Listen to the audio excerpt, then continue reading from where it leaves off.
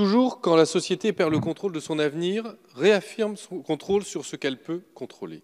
Et celui-ci porte toujours en premier lieu sur le corps des femmes. Cela n'a pas manqué avec la crise du Covid-19, le droit à l'avortement a reculé, y compris en France.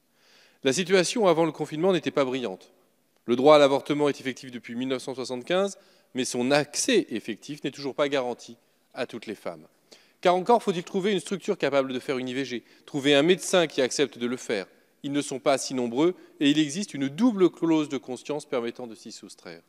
130 structures pratiquant l'IVG ont fermé entre 2001 et 2011 et sur les 10 dernières années, 8% des centres ont fermé. Une femme a plus de difficultés à avorter si elle vit en zone rurale ou périurbaine qu'en grande ville, si une grossesse non désirée advient en été plutôt qu'à une autre saison. D'une région à l'autre, les taux de recours varient du simple au double. 9% des IVG sont faits hors du département de résidence.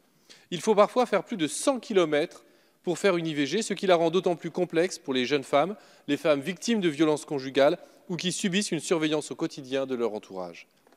Il faut ensuite affronter le regard de la société, y compris des praticiens qui tentent de dissuader les femmes d'avorter, se mêlent de leur vie privée ou de leurs aspirations personnelles. Certains doivent même subir les pressions terribles des fous de Dieu qui se rendent devant les centres d'avortement pour s'adonner à des prières de rue illégales et tenter d'empêcher des femmes d'user librement de leur corps. Pendant le confinement, la situation s'est aggravée. De nombreuses femmes ont dépassé le délai légal pour pratiquer un avortement, malgré l'allongement de 2 semaines pour une IVG médicamenteuse.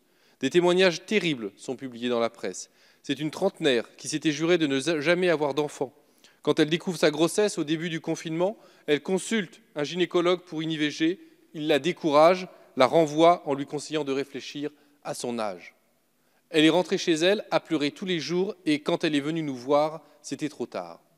C'est aussi cette jeune femme qui désirait, elle, avoir un enfant et s'est au départ réjouie de la nouvelle. Sauf qu'avec la grossesse, sont arrivés les premiers coups de son conjoint. Elle décide alors de le quitter et d'avorter, mais ils sont enfermés ensemble. À son arrivée chez nous, elle découvre qu'elle a dépassé le terme. Voilà des personnes qui sont arrivées à la Maison des femmes à Saint-Denis.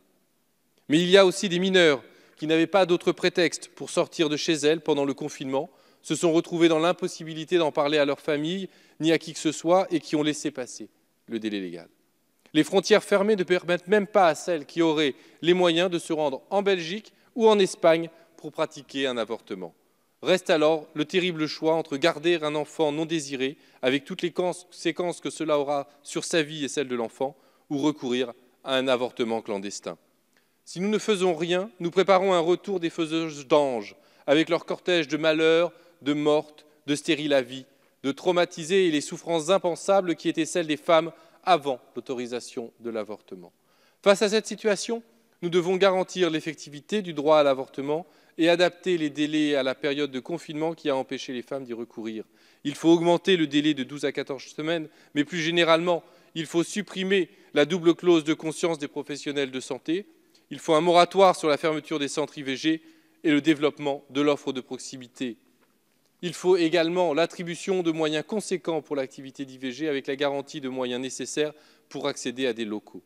Le groupe de la France Insoumise avait proposé d'inscrire le droit à l'avortement dans la Constitution afin qu'aucune crise ne puisse le remettre en cause. Ces mesures sont indispensables pour garantir que les femmes puissent librement disposer de leur corps.